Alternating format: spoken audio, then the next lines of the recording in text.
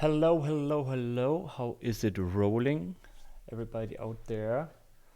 Back with another episode. This time talking about Trapped, which is doing quite well at the moment. So I'm really happy about that. Thanks for support.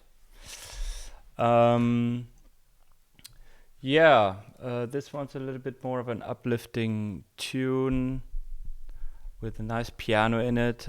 So let's get started with the project, and I'll show you how I made this little baby. You can see the project here. Was not even done with cleaning this one up yet, but yeah. Let's start as always with the kick and the drums. So I used a typical 909 head for this one. Pretty thumpy, I would say. Wasn't thumpy enough though, so I put a little bit of a drum bass on it. Tiny bit of a difference, but it gives it a little bit more power. But yeah, no big science behind the kick at this point yet. Then I love using top loops to start off. Either like older break beats or any of the sample pack loops basically, and then just picking out the bits and pieces that I like. For this one I use this one.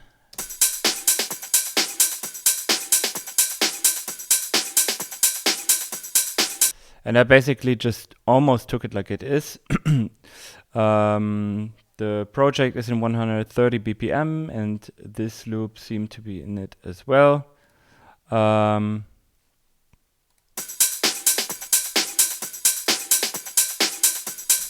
Repitched it for whatever reason, but it doesn't do anything to it.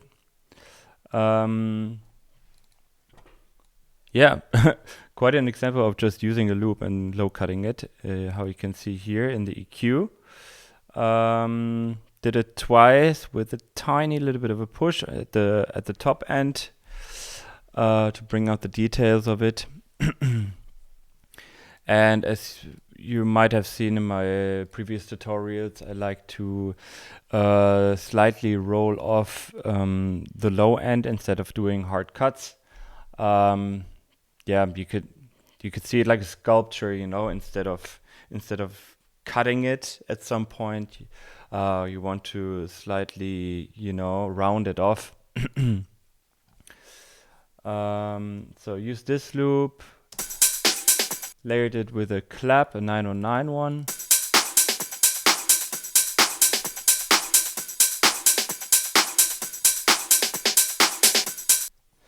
It has a nice little bit of snare variation in the top loop as well, so that was cool. Didn't need to alternate that at all. And then layered another house loop, a Vengeance house loop I found.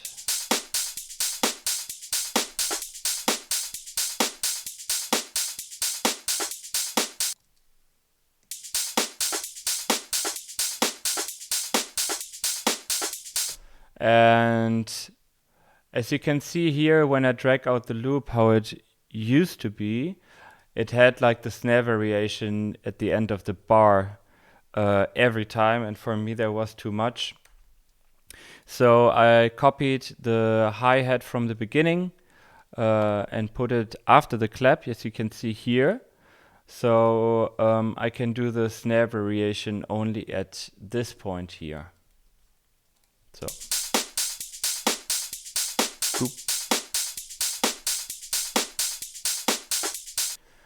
And then it imitates the groove from the top loop I have on here.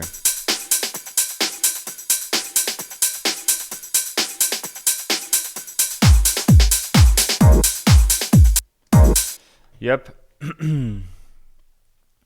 Apart from that, that's almost it with the drums already.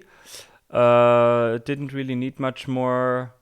I think later on, as you can see here, there's a open hi-hat coming. But usually, like, my channels are built chronologically, so I was thinking at this point in the track it needs a little bit more of an open hi-hat to come in.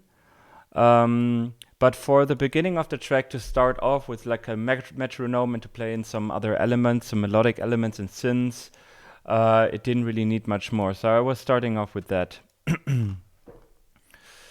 I tried out a few basses, a few bass sounds, particularly this one,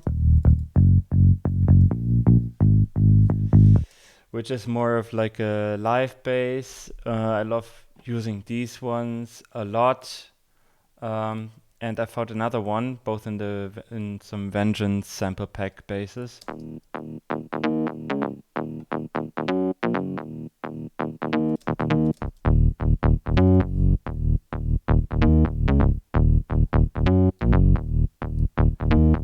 And it feels like this bass is all just leading towards the other bass, because this one is not as melodic.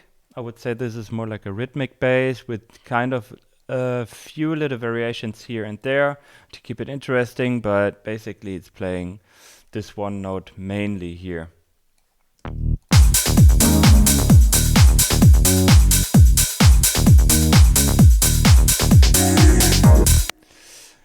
You know, all leading to the big drop with the piano and the bass line playing a little bit more of a melodic role along with the piano line, but we'll come to that later. So this is the bass line in the beginning. I had a low cut, I think, in the first break, just to really have an introduction to it, you know, and not fully revealing it yet frequency-wise.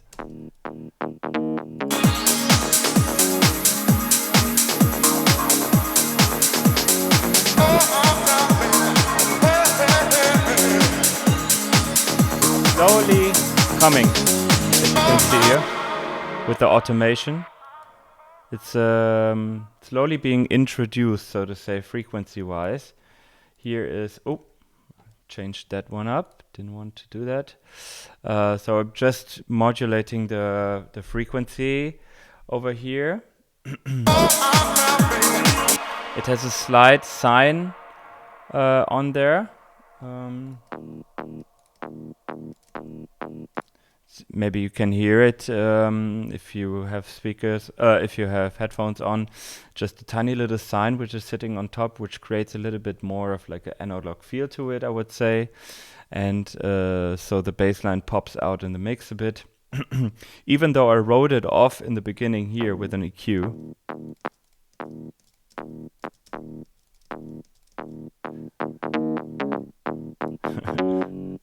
So I took the top end of the bass line off just to put something back in again with erosion, but yeah, I don't know.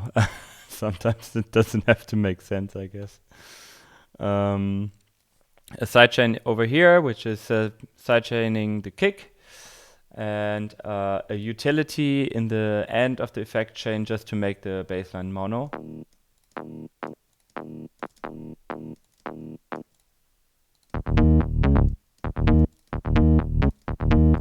Yeah. Just to be sure, I just sometimes if I have the fear that the bass sound is a little bit stereo, that could really fuck up the mix badly. So I'll just put a utility with a mono on the bass if I'm not sure about it. Doesn't really do that much here, but yeah, anyway. So it's being introduced here with a low cut and then being fully revealed at the drop.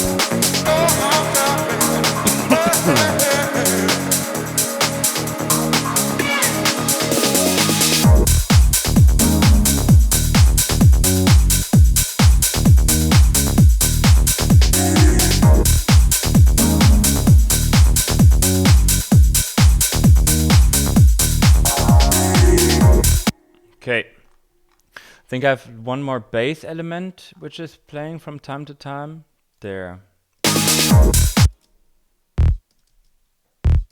Like a super, sawy synth. It's called a synth shot, but I would say it's like a really, really gnarly bass, which just adds to the first bass shot, to the first bass sound in the bass line.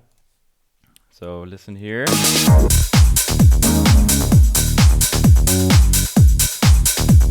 Always playing in the beginning.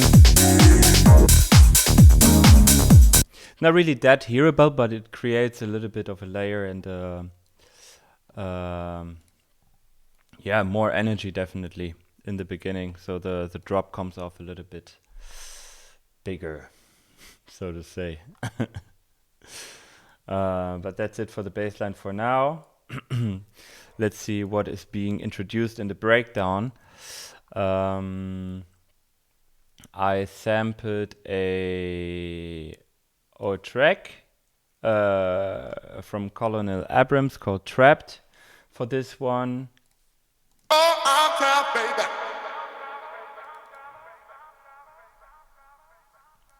There's a delay on it, a slight ping pong delay, a roll off of the bass. We usually don't really need the low end from voices too much.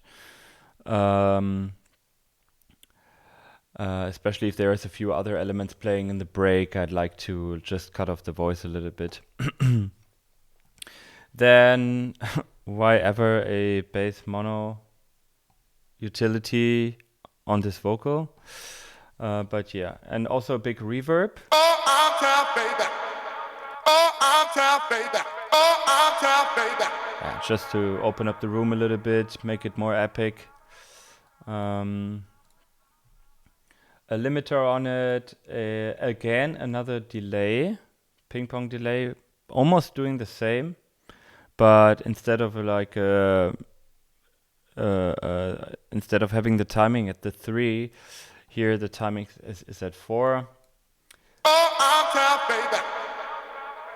And a limiter in the end again, That's just like putting the cup on the can, so to say, for it not to behave too crazily.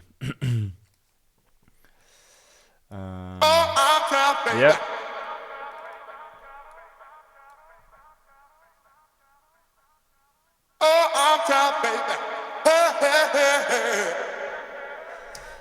So this is obviously just a part from the vocal which I consolidated. That's why it's nothing more here in the sample down here.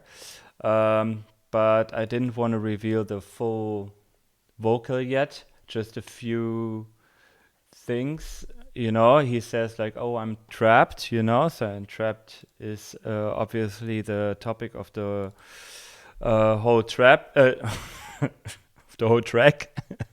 The whole trap. It's a trap, man. So yeah, this is just a little introduction, enough to give something away in the first break, but leading to the second break, but not fully revealing everything yet, because you still want to have something in your arsenal, so to say, to be fired up in the second break, yeah, it's always nice to tease a little bit, especially if you have a first break. You don't always need to have a first break, but in this case it made sense to, give a little bit away from what's coming later.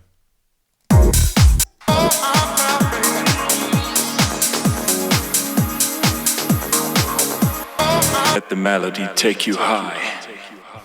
Oh, okay.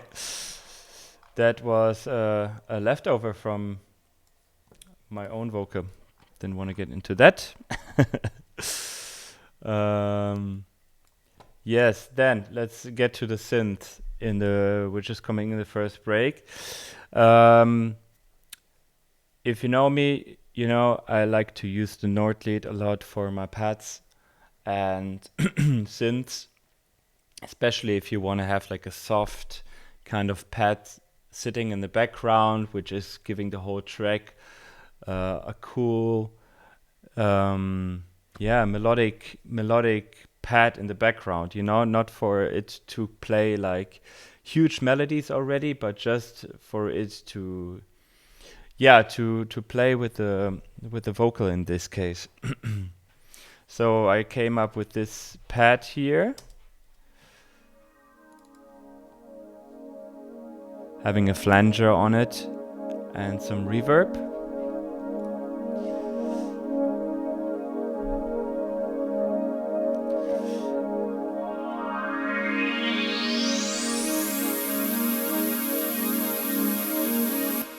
So what you were able to hear just now is me actually sitting on the synthesizer over there and playing with the cutoff, or no, so sorry, I think it was the modulation wheel, which made it be more bright and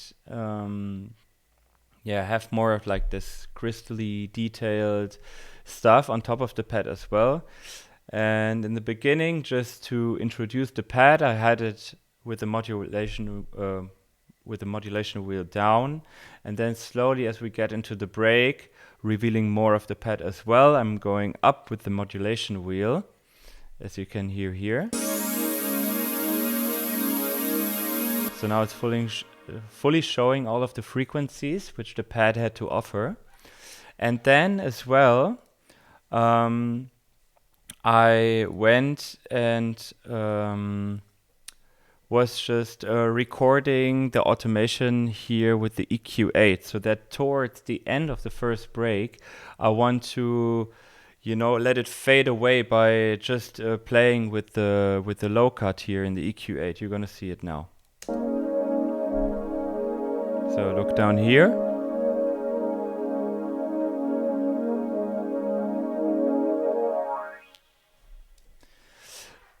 The thing is, if you automate this, it's really hard to, get a cool feeling with the resonance as well. You know, you could automate it, of course, you know, but what I like to do, especially in these kind of situations, is double click on here, so it doesn't record anything, so to say, you know. But as soon as you press record in this situation here, you can just take it like this.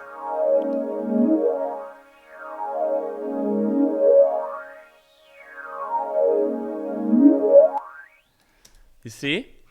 And I think sometimes it's way cooler, instead of just drawing these automations in, to just, you know, just let it roll, you know, click on record and just, you know, play a little with the EQ to create these kind of situations which are cool. Especially playing with resonances at these pads is really, really dope. And as you can see here now, like this creates some movements in the pads and stuff. And yeah, it's way more fun to work on these musical elements like this, I think, instead of just always drawing everything in with your mouse or with the with these slopes here.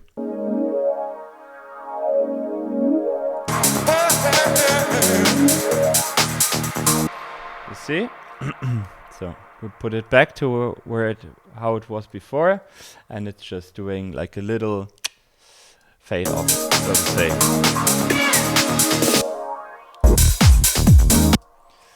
And this creates a way more tension and gives a nice transition into the first drop.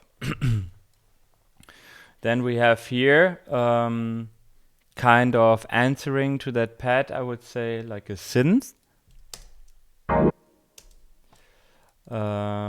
Which just hits on the one. Usually it's more like these disco or funk hits, you know, but in this case I felt like this track could use a little bit more of like a deeper pad, which is just being triggered on the one.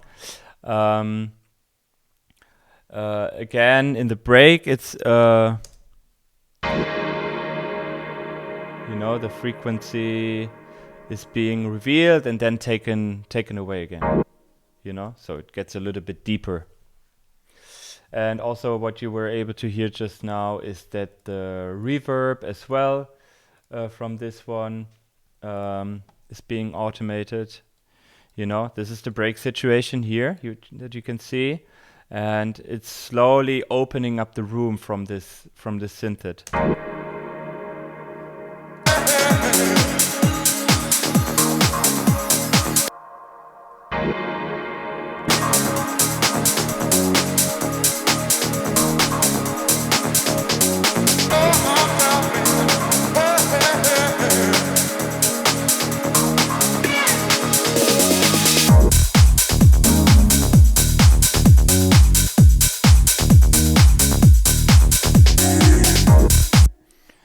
Nice. So here is also the open head starting, which I recorded with my RD9, the Behringer clone of it I have.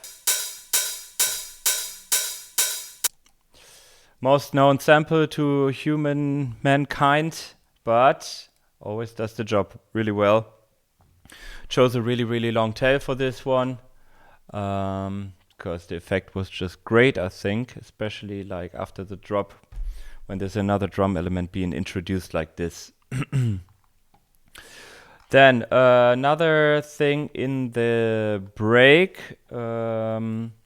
is this. Yeah, what is it? I feel it's like a pad, but it's more like a vocal.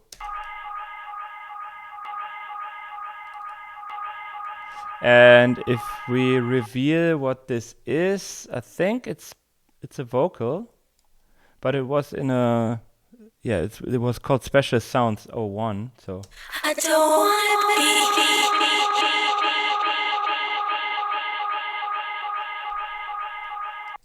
So yeah, I just used a late part of this vocal, which was a little bit. I felt like it was more like a vocal, voicey pad, which was able to sit in the groove quite nicely in the background along with the pad that we had, and it has. Because of the delay that it's on there already in the sample, it had like a nice rhythmical element.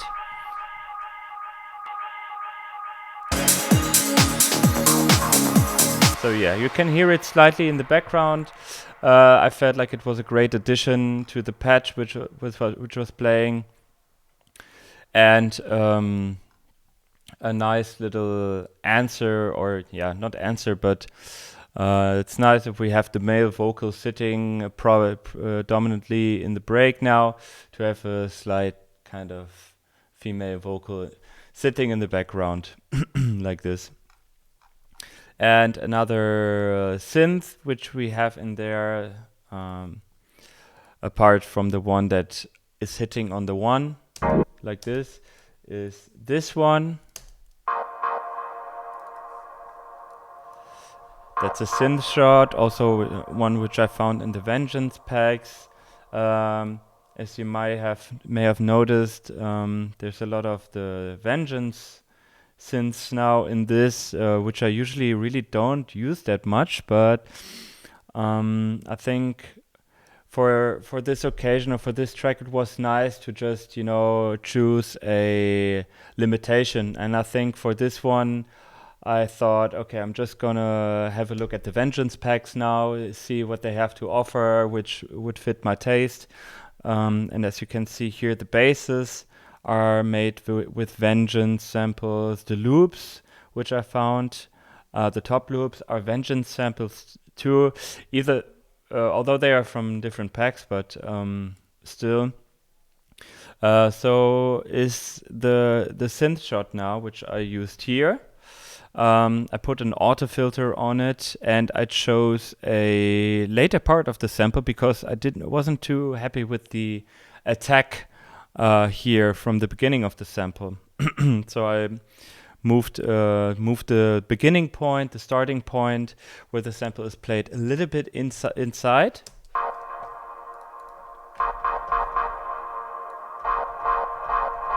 Because you can hear the attack is not fully there yet, but if you just go inside of the sample, it has a nice little attack.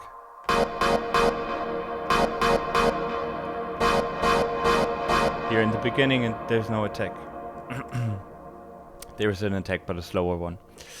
Then with the auto filter, you're really able to create that atmosphere, like the deep atmosphere, because the deepness most of the time comes from putting elements a little bit in the background. And when you have an auto filter, like with a band pass like this one, it really, really goes in the background and it really feels deep. I don't know, like I love to put the bandpass filter on there. Usually I also just play live like I did with the pad in the break and go like this.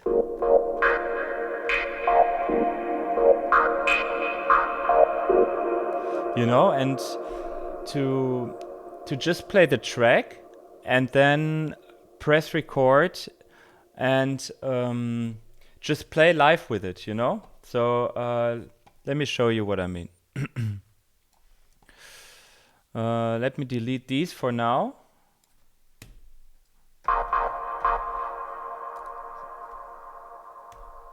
Sorry. So.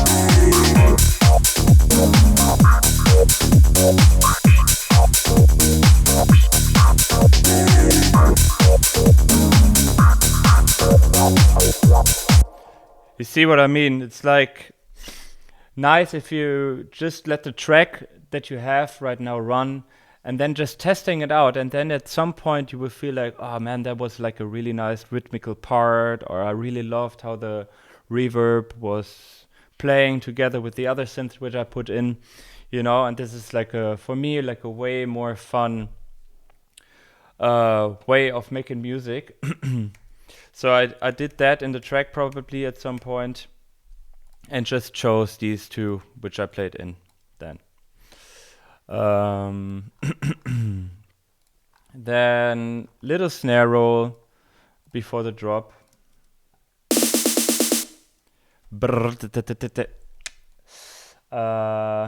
Always nice to keep it interesting with the double snares here in the beginning, right?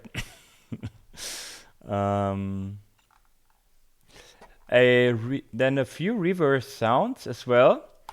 The airy vocal pad which I was talking about in the beginning, I reversed, it seems.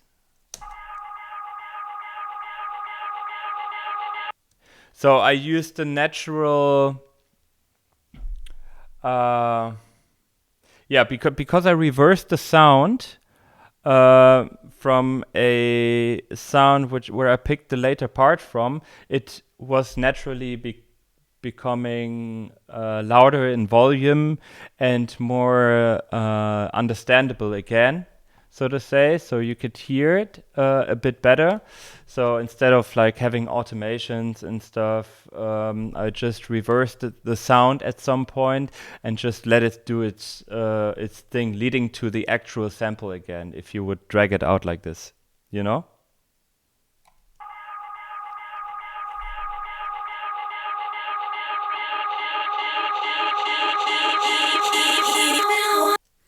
You know, so I just used the nature of the reverse sample in my favor to lead to the drop and let the vocal become more understandable again.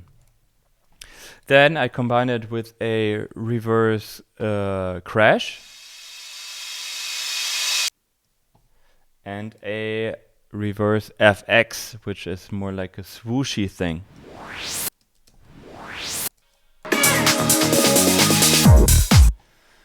Yeah, and these all combined together definitely make a more impactful drop. So what do we have here as well? I didn't name this one. Okay. This is probably, since I see that it's audio, it must be played in with one of my synthesizers. Yeah, I played in a few ones of these, and then just chose the first one, it seemed, that I had.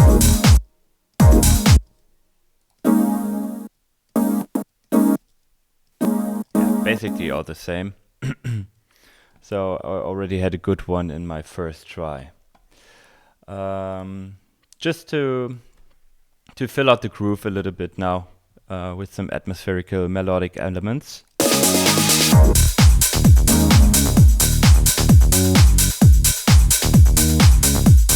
Here comes another one. More airy, more choiry. Again, something like a bandpass filter on it almost, but just created with the EQ. Tiny little bit of reverb on this one. And also the synth that I played in before has a little bit of a low cut here. So they kind of are the question and answer part, so to say. Because this one comes at the end of the bar, leading into the new bar, and this one setting the tone for the new bar, so to say.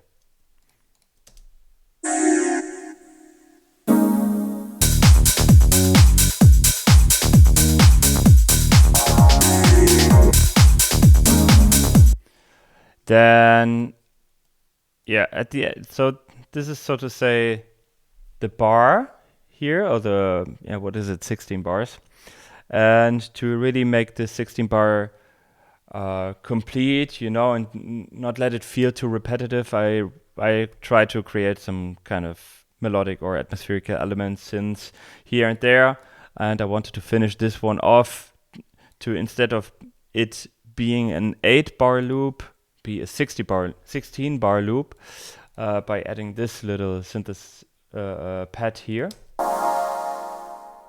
Also, again, with the bandpass, for it to sit a little bit nicely in the mix in the background.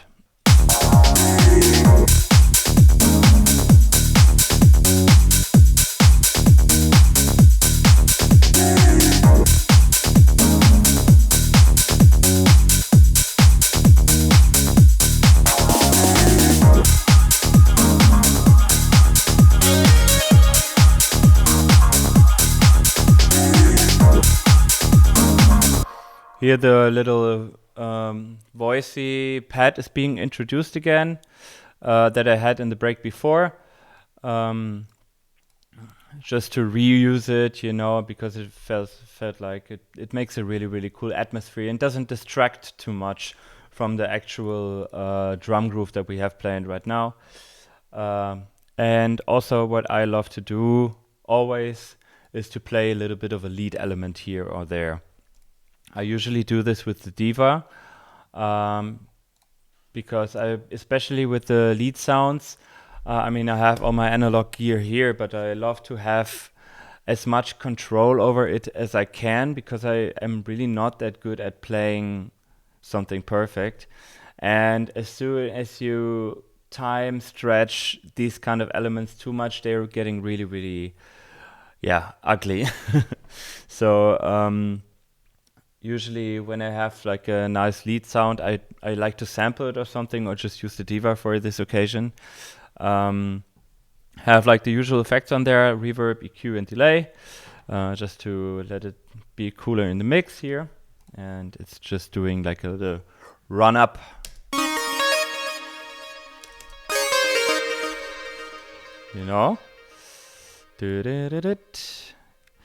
And you can see here, you could do the same thing basically with a pitch bend maybe, but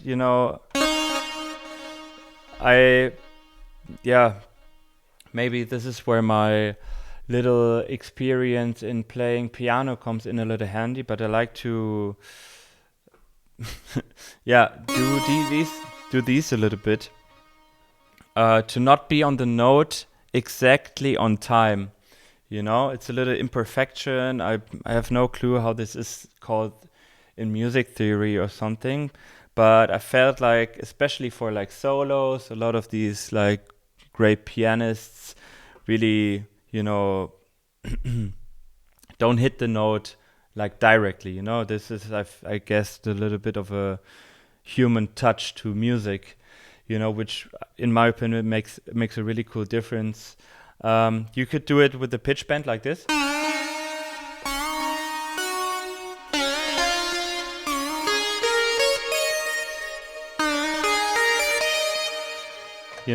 I did it in this case though like this. And yeah, I did it here in the beginning and also in the end of the bar.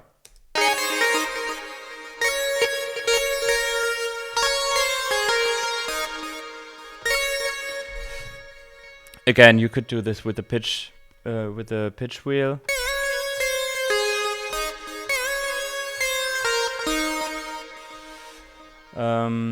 Yeah, and these leady, like these synth leads, I really, really love to put in tracks. They give the whole track a lot of character, I think. And yeah, what else is there? Before we talk about the piano line, I have a Eminem vocal here. Which is doing what exactly? Let's see.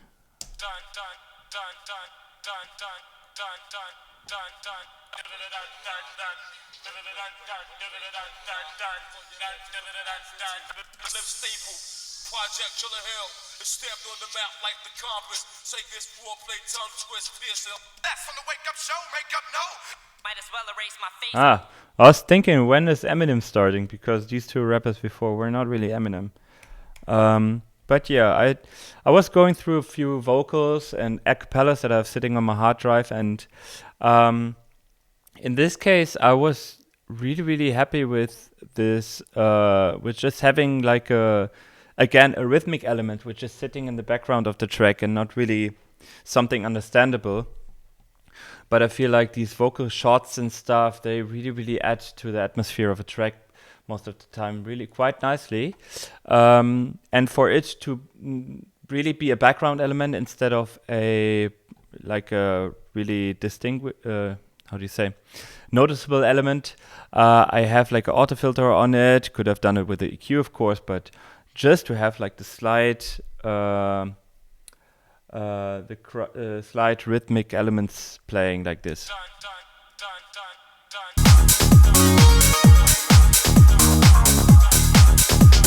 So we have two rhythmical vocal background elements sitting in the track right now at this point, which is the one from the first break and also the Eminem thing.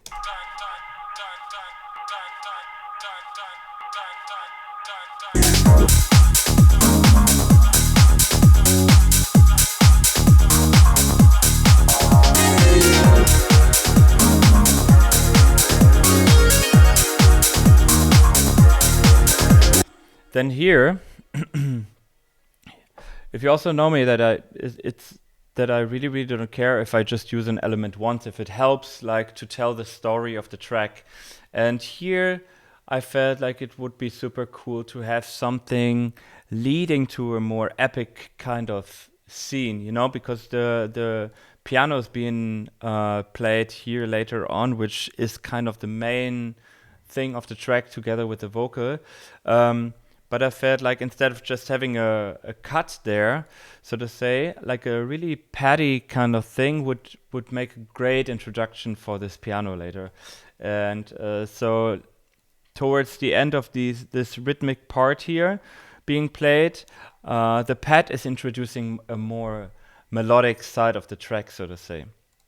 So here is the pad, which I also played in with the with my Nord lead probably. Let's solo it.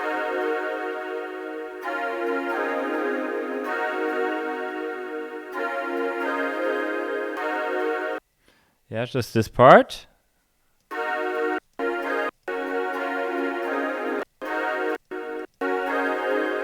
Yeah, basically didn't really have any other variations of the notes being played, because I seemed to be, was happy already with the way it sounded already there.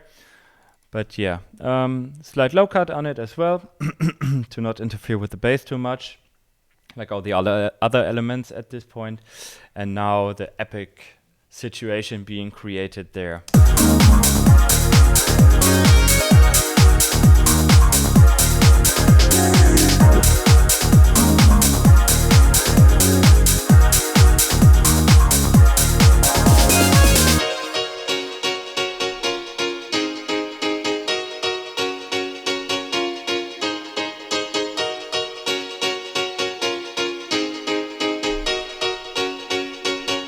Play the bass, boy.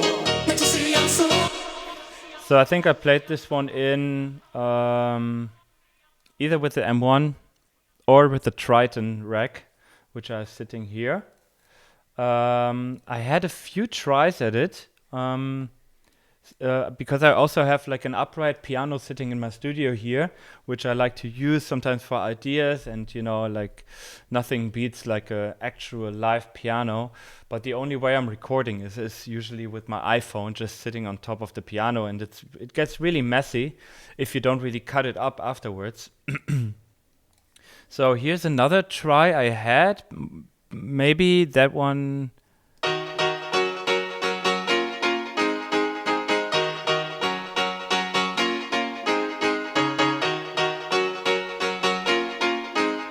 So this was also definitely made with some hardware synthesizer here.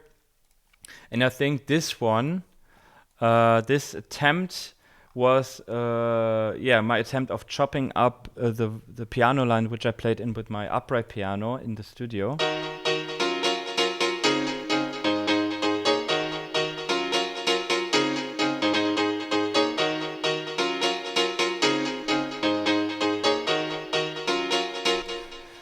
Let's see how the whole attempt sounded when I was playing it.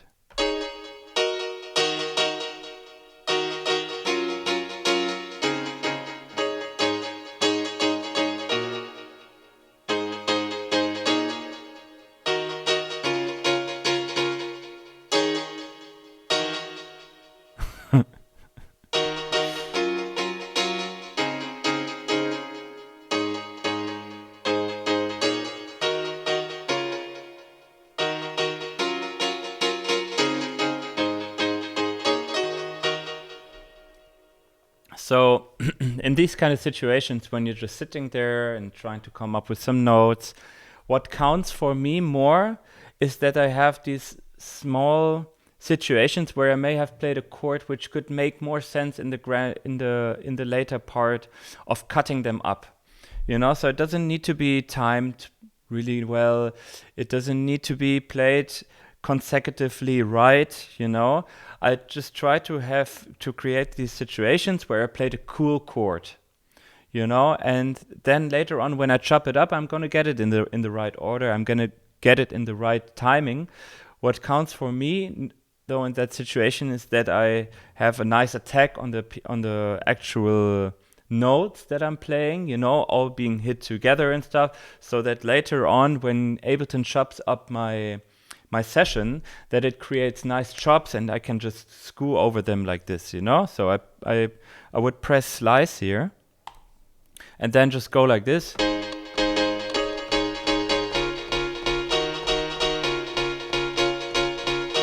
So this one is a nice one. But I like this one too.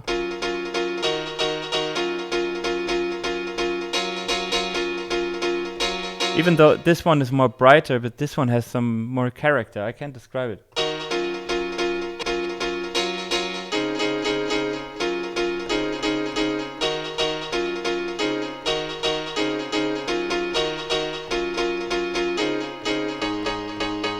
This one's not so nice.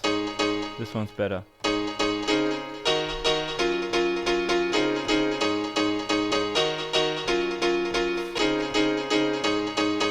So you can see, like, it doesn't really matter too much how good you are at playing the piano, as long as you maybe try a few things out here and there, and then in the end you can still like just pick the best moments, so to say. So you treat it like a big old sample library that you create for yourself to use after this session.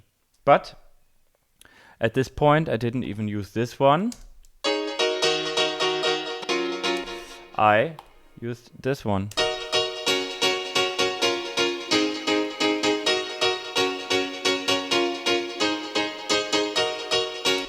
And this one felt like, or I wanted to go for a more fake piano vibe which the M1 usually is a really good choice for. It has its own character. It's not worse or better than an actual piano. I think it's just whatever style you want to go for. And in this case, because the piano stands out so nice in the mix, that's why it's been used so many times and has such a big history. It really, really sits nice in these kind of tracks, and you know, it like a real piano can get mushy really, really quickly. And this one is just really bright and crystal clear in the mix. So then, let's move on further. Play the bass boy. Play the bass boy.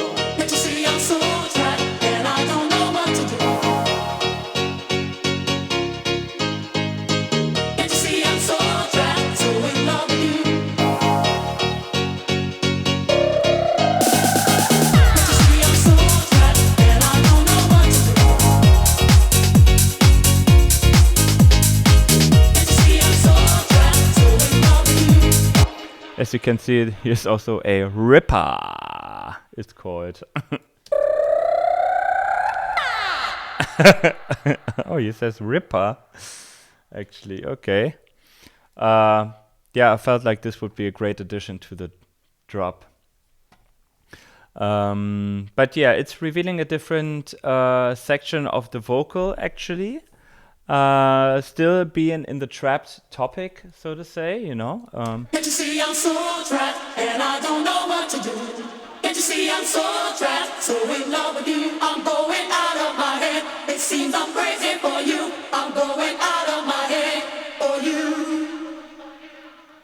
Do-do-do. Real do-do-do love you're giving me. Oh girl, do-do-do. What I'm gonna do about it? But it's so confusing. Yeah, just pick like the coolest moments I thought of this epic vocal. Can't you see I'm so trapped, so in love with you? I'm going out of my head for you. Oh. Should have worked on this one. It's not really hearable, this little click.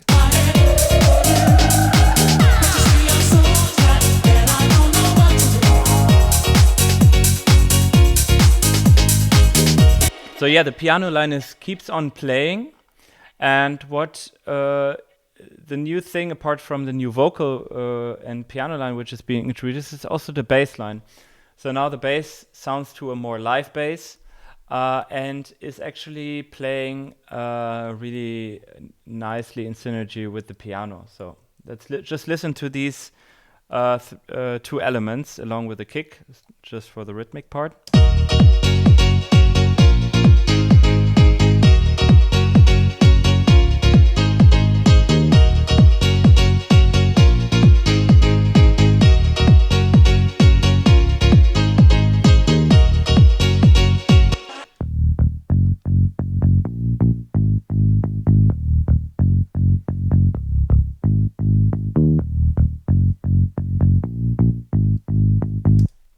So yeah, it mimics kind of the left hand that you would play on the piano while you're playing the piano line.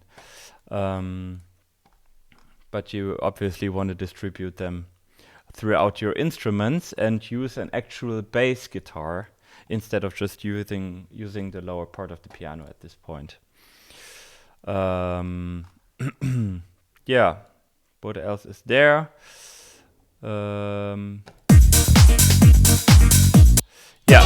Yeah. After this piano section, it's going into a more, a bridge, I would say, with this synth being played. I played it with my Korg Triton, I think.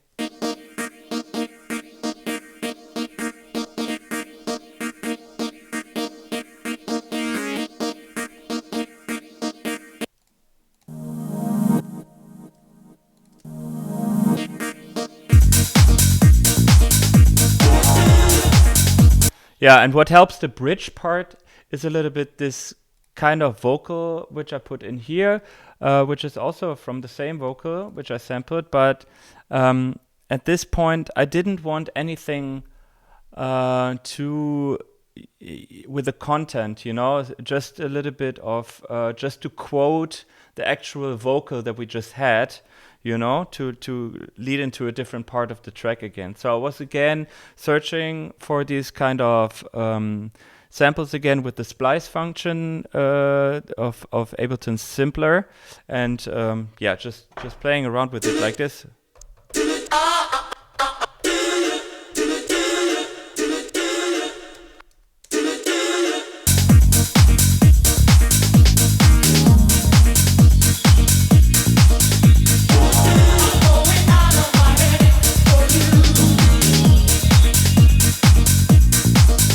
Here's the break pad is being introduced again that we had in the beginning, right?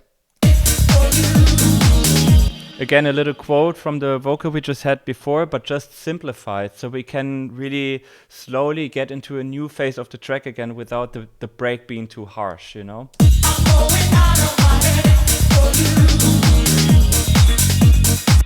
Also, the bass line that we used for the piano line is still being played here, and it's later gonna become the more rhythmic version again. So we have something new coming up again, which is the piano line playing together with the rhythmic part, with the rhythmic version of the bass line. You can see it here.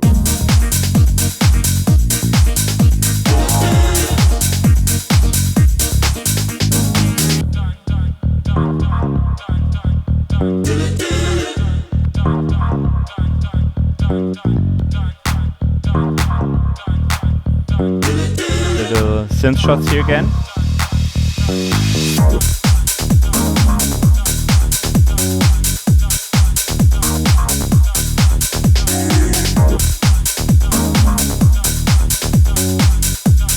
And because we have an extreme focus on the bass line right now here, I wanted to layer it a little bit, it seems. So this one is sitting on top, just a slight little bit of texture on top of the already existing one.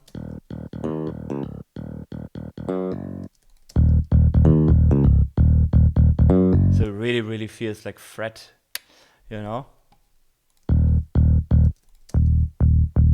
Also cool, but since we're showing a part of the bass line only, and not really that many other elements from the track, I wanted to just give it a really nice texture so it comes really nice on this loud sound system.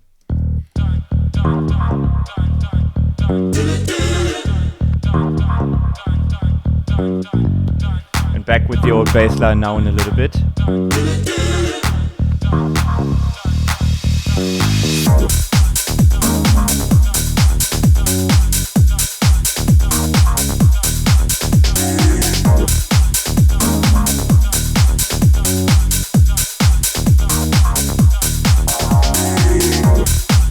Now it will come back. The piano line will come back once again.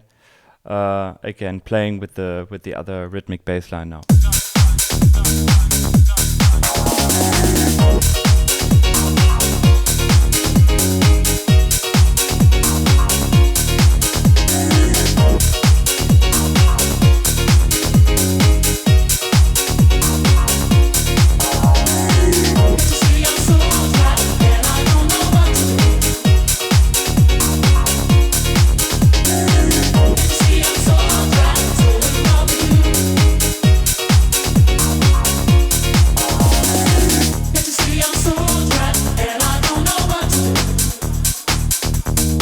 Now slowly fade out.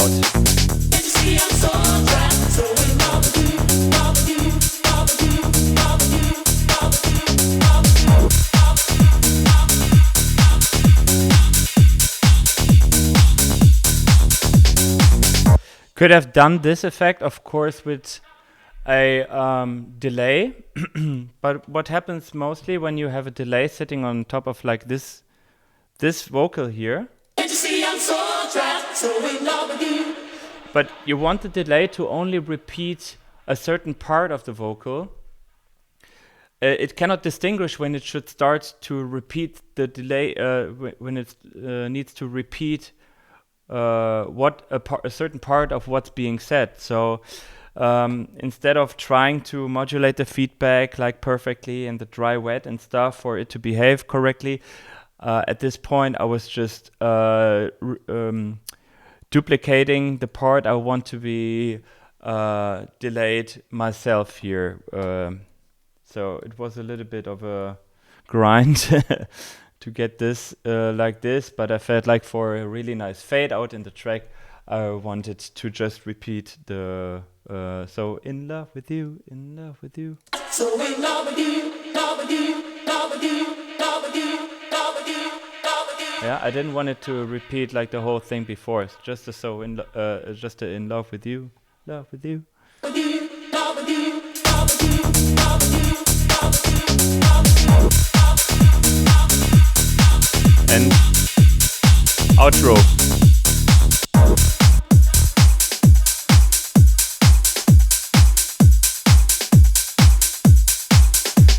No need to make this a big science as well. Just a few elements which you can just leave in, maybe giving away the tonality of the track. But yeah, could have also just used the little vocal pad here, for example, at this point.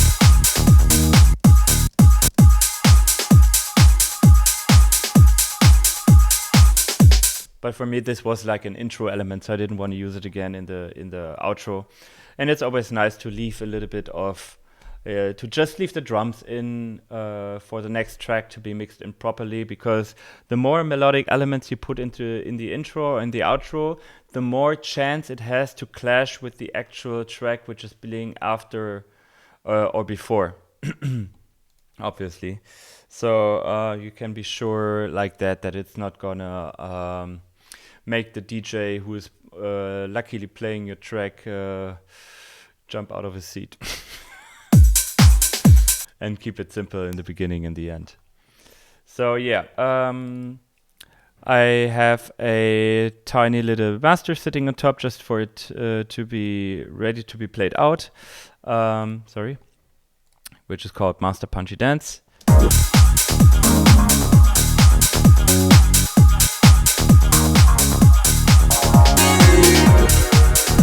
Doesn't really do that much, to be honest.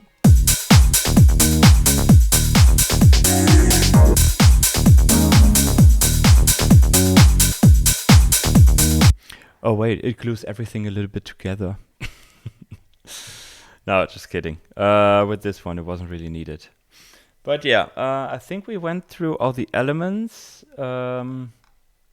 which are in the track. I kind of didn't show this one, which is like a little additional synth, which I only wanted to be used in this like bridge section.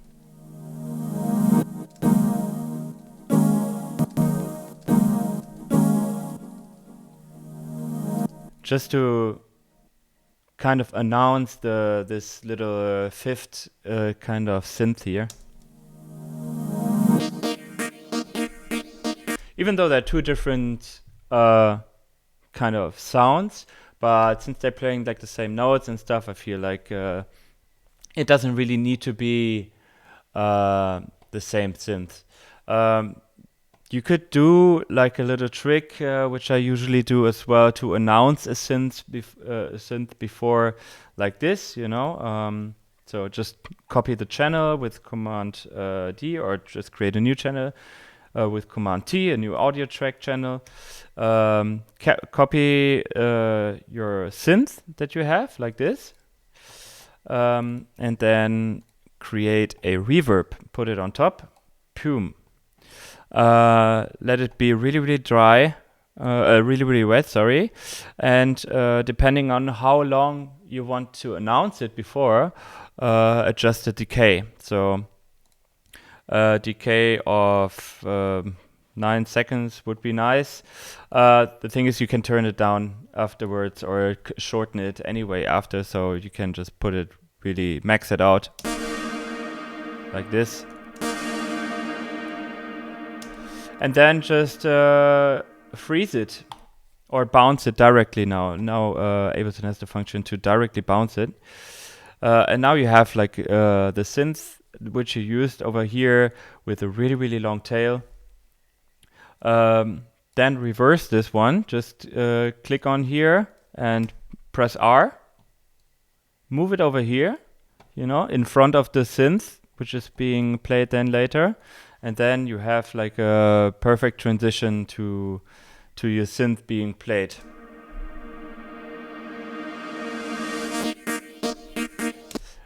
Although this one doesn't really sound that good because there's a tiny little section where the synth is actually being played in the reverse thing.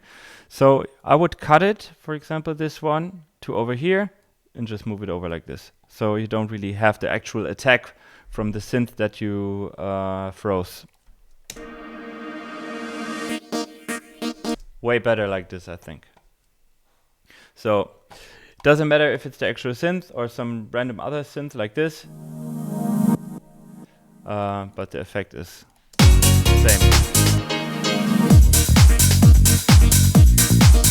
Okay, so that was just a little trick. Pretty common and used a lot. Can also be done with some plugins, but I like to do it like this. Handy and have control over the synth later on like this. And actually see the audio, the waveform of it. So yeah, I think this was it regarding the trapped track. I hope you learned a little bit from it. As always, thanks for tuning in. And yeah, I'll see you soon with the next breakdown tutorial, I guess. And until then, maybe see you at one of the gigs or something. So peace out.